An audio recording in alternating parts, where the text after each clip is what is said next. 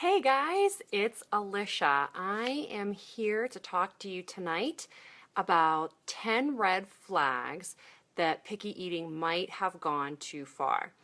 Before we get started, I would like you to take a minute if you know somebody, and chances are you do, that also has a picky eater to share this.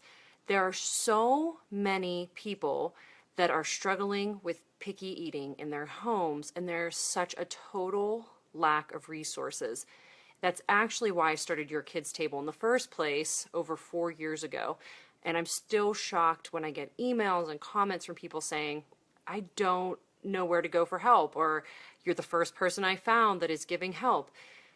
Share this resource, share this video, because this is a really great starting place for knowing if your child's picky eating is reaching an extreme place. So this is important stuff.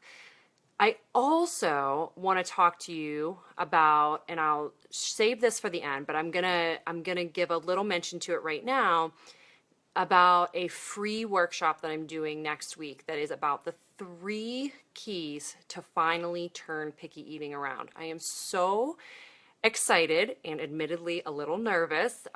It's kind of like a webinar. It's going to be 1 hour live, and once you sign up, you'll just get a link and you'll click through and you can watch it on your phone, your tablet, your computer. You don't have to download or install anything, and you'll be on a free workshop with me with a chat box. It'll be an hour long.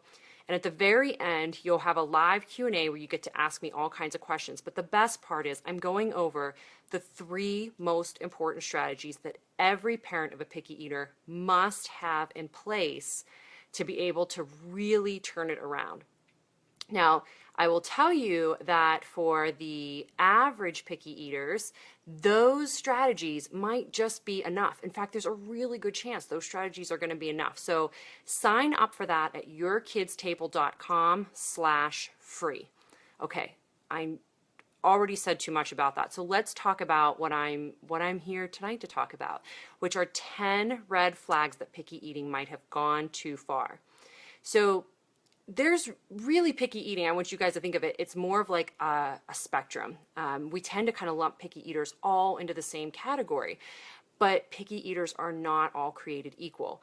We have kind of a group of average picky eaters that, tend to really like those childhood favorites, and they maybe don't expand to a lot of different foods. But then we have this other group of picky eaters that are really kind of in an extreme place with it. And the difference between those two kind of happens in these 10 red flags I'm going to talk to you about today. And it's important to know the difference between these extreme picky eaters and these more average picky eaters, because you might just be spinning your wheels with the strategies you're trying with your extreme picky eater. So when it's in an extreme place, you might need some extra strategies, and it kind of wraps your head around it a little bit different, and it actually will give you a huge sense of relief just knowing what you're dealing with, because you wonder why the strategy that's working for your friend or your niece or your cousin isn't working for your kid. So there's a whole reason behind that, and that's because it's not the same. It's not the same. So different things are happening there. So let's talk about what really sets apart an extreme picky eater from an average picky eater. So one of the very first red flags is if your child is gagging or throwing up at the sight, the smell, or the taste of foods. That's a really big red flag that this is not just about average picky eaters. Most average picky eaters can kind of say, no, thank you, I don't want that, maybe with even a smug look on their face. Extreme picky eaters have almost a physical response and are throwing up and gagging, which can be extremely alarming to parents. It is oftentimes very real that they are doing that. They may have moved to a place where that's kind of become a learned habit, but it started in truth somewhere, that there was a legitimate reason that they were having that strong of a reflex to it. So the second red flag is that common strategies don't work. So I was already hinting at this. So you know that rule, it's really popular right now, to just take a bite, the just take a bite rule. I see a lot of blog posts on this, from mom blogs that say, have your child just take a bite and taste everything. That works often for picky eaters. Guess who it doesn't work for? Extreme picky eaters, or really severe picky eaters. They are not going to do it. They're going to gag. They're going to throw up. They're going to have a meltdown. That will not work. And parents get so frustrated because it works for seemingly so many other people, but it's not working for their kid. It's because you're in a whole separate category here. So I already alluded to the third red flag, which are meltdowns and tantrums. So in combination with gagging or throwing up, or instead of that, your child will probably be having meltdowns or tantrums if you're trying to get them to eat new food. It is so stressful. They can't handle it. They kind of go into a flight or fight response, and they are going to be fighting if they're not running away from the table. So another red flag, average picky eaters are usually not having major meltdowns. I mean, you might see a tantrum here and there from other factors. You know, all kids have their tantrums, but if you're seeing that on a regular basis, big red flag that this is more of an extreme picky eating situation. Number 4, insist that their food be prepared in a very specific way. So I know some of you are nodding your heads right now, right? I have heard everything under the sun. Trust me, you are not alone. Everything from it has to be cut without the crust, it has to be slightly toasted, it has to have the thin spread of mayonnaise on it with one slice of ham. When it is that controlled and that specific, or it has to be a certain brand of food, or a certain temperature, or the perfect exact consistency, or your child isn't going to eat it, that is a big red flag that you are dealing with more of an extreme or severe picky eater. That is not average picky eating. Average picky eaters will often eat a variety of different kinds of sandwiches, or won't be so picky about the kind of bread that it comes on. They have flexibility there for sure. Again, are you seeing the trend here? There's a lot of rigidity with extreme picky eaters. So the 5th one, oh, this is a big one, that they would probably starve before they ate something that they did not like. So again, this is another really common piece of advice that parents are often told is, well, just do not feed them anything else. They will eventually get hungry and eat. No, not the case for extreme picky eaters. They literally will end up in the hospital before they eat. And I know you as parents know that. I know some of you have, out of desperation, tried and have seen that it does not work. And I know some of you have never even considered going there because you knew it would be totally a waste of time and a totally stressful situation. So yes, you are right. There's actual research that shows us that around 10% of kids will actually starve before they ate something that they didn't like. So it's not just your kid, and you aren't crazy. That is what would happen. And good job for listening to your instincts. Also, extreme or severe picky eaters tend to have less than 15 to 20 foods in their diets, and sometimes as little as 2 or 3 foods.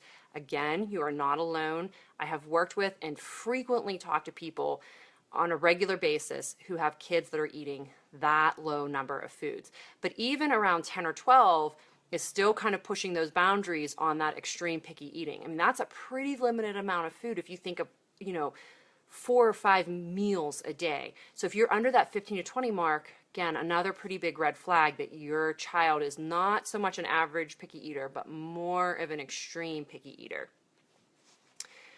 Number 7, unable to eat meals with the rest of the family.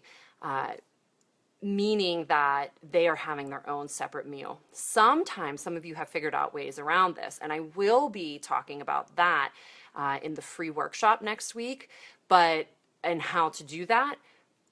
But many times out of desperation, again, because you know your child is just not going to eat anything else, then you end up having to short order cook and cater to their every need with food, and they eat a different meal from the family. So if your child is regularly eating a completely different meal and you're unable to ever really prepare a family meal, another red flag.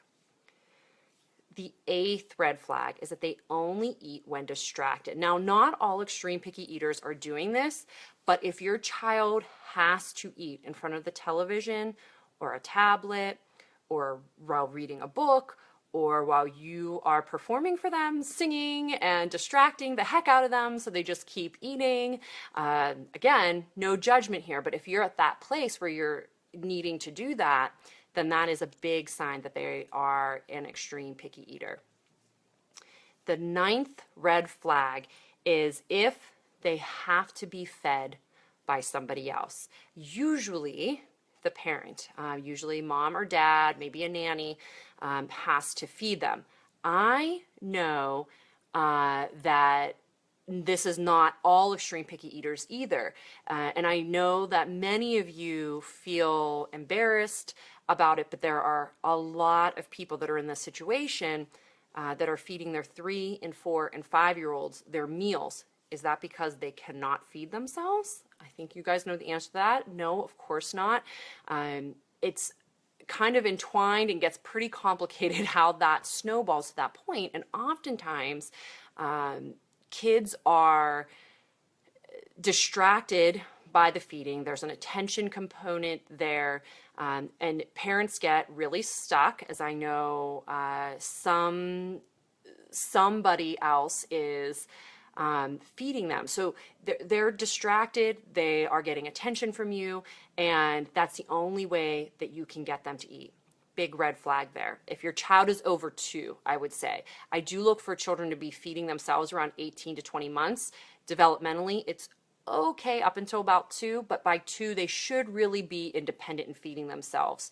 So if they're not, now if your child, I should say this too, if you suspect that your child does have a coordination problem, some children do, and as an OT, I have definitely worked with lots of kids who mechanically and physically are having a hard time, using their fingers to pick up a piece of food, from a motor standpoint, from a coordination standpoint. That's a totally different thing. I think you guys know that, but I do want to mention it because that does happen with some kids. If you know that your child is capable of feeding themselves and there's no kind of physical impairment there, then yeah, that's a sign for extreme picky eating. In the 10th red flag, and if you have a child that's probably under 4 or 5, probably really not until 5 years old or older, you might not notice this yet, but they often will get stressed going to social situations. So if they're going to a birthday party, they are starting to become aware that, oh, my food's not going to be there. And it can really start to create some anxiety for them. Having sleepovers or play dates where food is not packed for them can become embarrassing and create anxiety for them.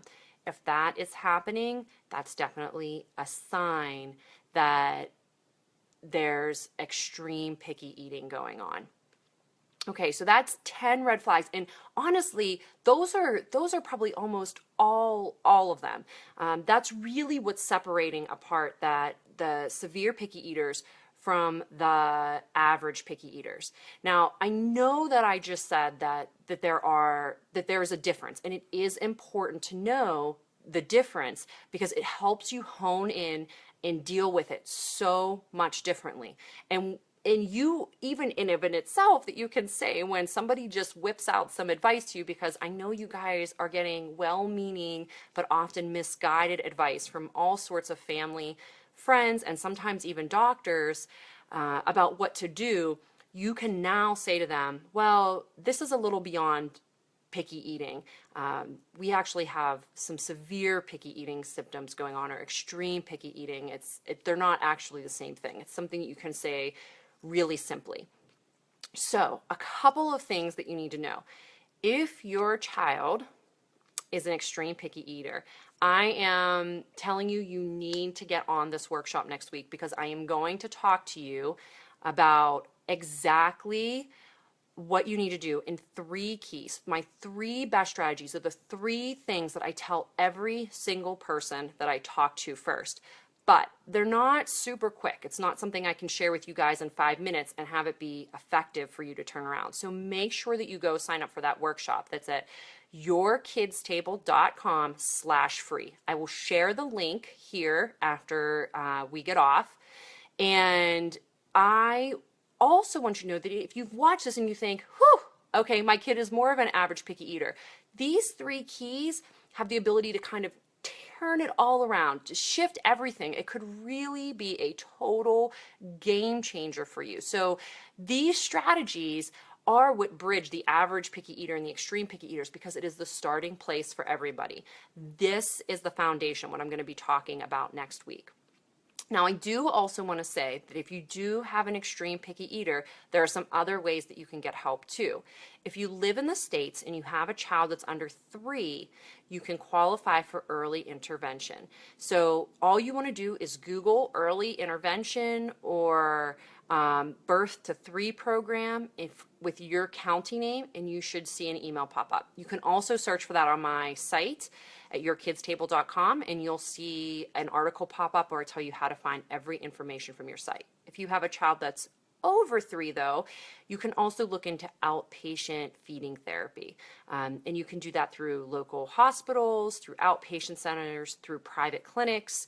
Have a consultation, have an evaluation. Just make sure that you check with your insurance provider first.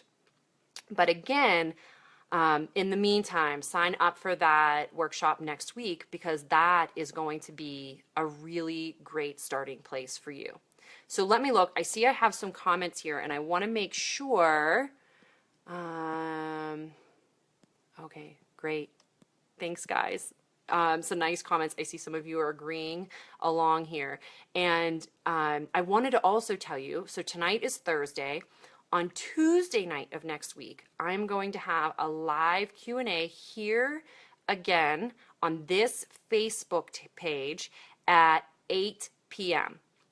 Okay, so 1 hour later than tonight on Tuesday night, and I'm going to answer any questions that you guys have about this extreme picky eating, when to know if this picky eating thing has gone too far. Let me know about your specific situation. You can leave comments here, and I will answer them on Tuesday. You can also feel free to email me at Alisha, Alisha, at yourkidstable.com if you would rather do it that way, and I will answer your questions on Tuesday in that live Q&A. And last, go ahead over to yourkidstable.com/free, FREE, and if you're missing that, just check the link below and go ahead and sign up. Or if you're on my Facebook page, you can see the big sign up now button right underneath my banner there. And you can sign up that way too. Pretty easy. All right, guys, thanks for joining. I'm so glad that you were here, and I'll be talking to you soon.